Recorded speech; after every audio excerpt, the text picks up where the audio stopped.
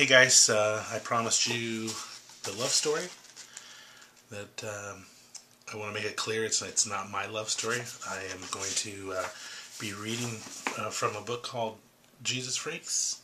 This is Jesus Freaks 2. The title of this short story is A Beloved Murderer. In the concentration camp where I worked, I killed many Jews, even Jews with children still in their arms. The man boasted to Pastor Wurmbrand. He had just come back from the front fighting for the Nazis and was proud of his accomplishments. He was glad to tell them to anyone who would listen.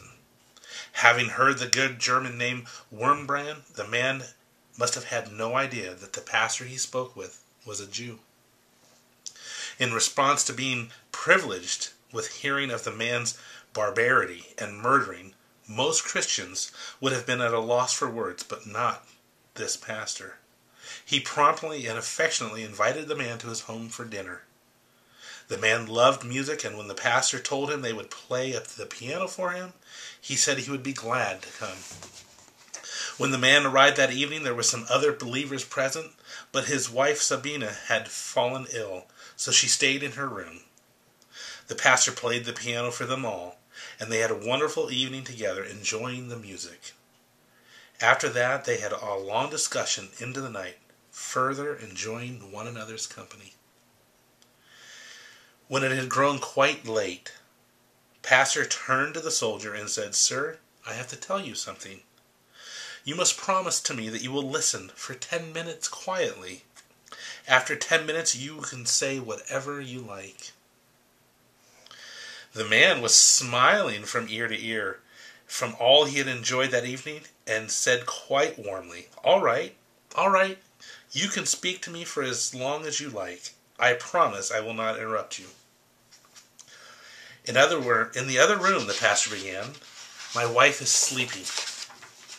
She is Jewish, and I am Jewish too.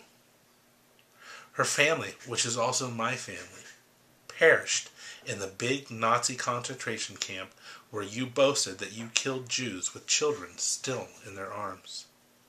So you are presumably the very murderer of my family. Now I propose an experiment. We will pass into the other room, and I will tell my wife who you are. I can assure you my wife will not speak one word of reproach to you, nor will she look angrily at you, but she will smile at you as an honored guest. She will go and prepare coffee and cookies for you. You will be received just as everyone else. Now, if my wife, who is only human, can do this, if she can love you like this, knowing what you have done, and can forgive you, then how much more will Jesus, who is love?" The man began to tear at his coat. "What have I done? What have I done? I am guilty of so much blood." The pastor then said, "Let's kneel. Let's kneel down and ask for forgiveness of God." They knelt. First, Pastor Wurmbrand said with a short prayer. Then the man, who did not know how to pray, said again and again, "Jesus, forgive me. Jesus, forgive me. I believe that you will forgive me." There were many tears, and then he and the pastor embraced. The pastor said, "I have promised you an experiment.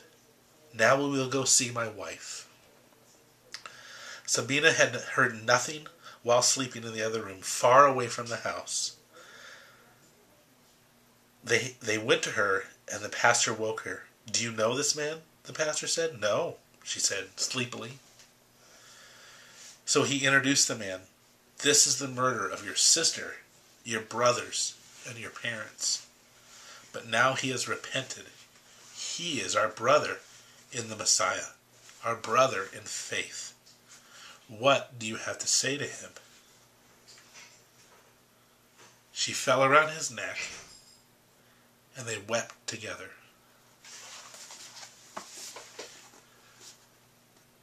I'm sure that you're kind of wondering, this isn't a love story, this is a story of forgiveness.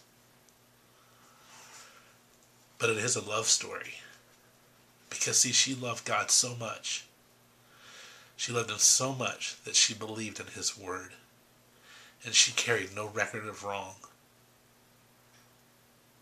To me, it's one of the most beautiful love stories I've ever heard.